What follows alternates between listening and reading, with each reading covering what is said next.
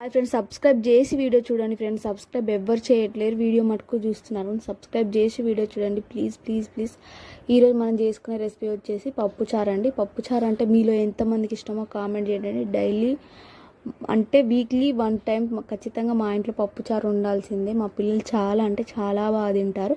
ఇప్పుడు ఎలా చేసుకోవాలో చూద్దాం. ముందుగా స్టవ్ ఆన్ చేసేసి గిన్నె పెట్టేసి అందులో ఆయిల్, ఆవాలు, జీలకర్ర, ఆనియన్స్, కరివేపాకు, పచ్చిమిర్చి, ములక్కాయలు, ఆలుగడ్డలు, టమాటాలు ఇవన్నీ బాగా వేసేసుకోవాలి. మీ దగ్గర ఏ వెజిటేబుల్స్ ఉంటే అవి వేసేసుకోండి.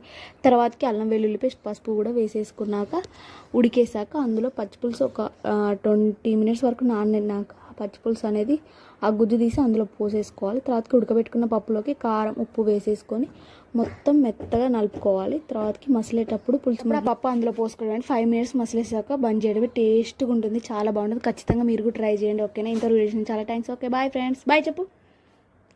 బాయ్.